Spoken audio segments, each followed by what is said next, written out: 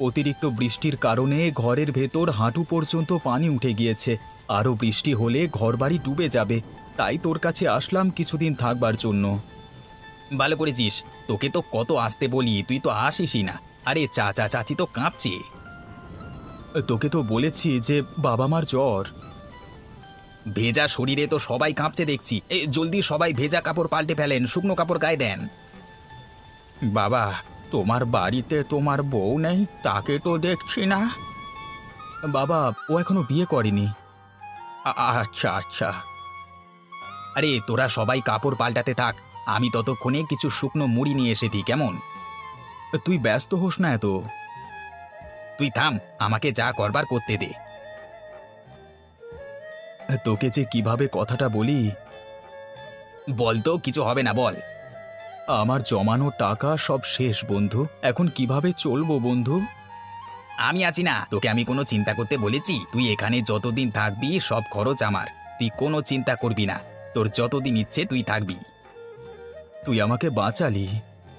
বিপদের সময় যদি বন্ধু বন্ধুর পাশে না থাকে, তাহলে বন্ধু হয়ে লাভ কি? সত্যি, তোর মতো বন্ধু পাওয়া ভাগ্যের ব্যাপার।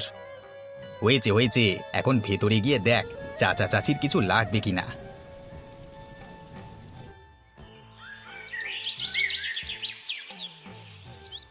অনেক দিন তো থাকলাম বন্ধু, এখন বাড়ি যাই। পানিও তো চলে গিয়েছে এখন। আর কিছুদিন থাকতিস। না রে, বাবা মাও অনেকটা ভালো আছে এখন। তুই আমাদের জন্য অনেক করেছিস, এখন বাড়ি ফিরে যাই। আচ্ছা যা, এই কিছু টাকা রাখ, কাজে দেবে। কি কি করছিস তুই এগুলো? আমি নিতে পারবো না। আরে নে তো, পরে না হয় ফেরত দিস। আচ্ছা, আসি তাহলে, কেমন? আবার আসিস। তুই আমাদের বাড়িতে যাস।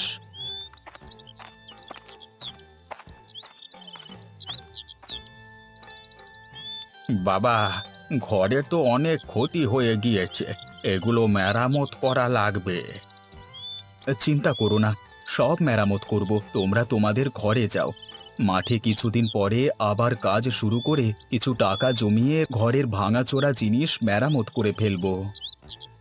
আচ্ছা বাবা।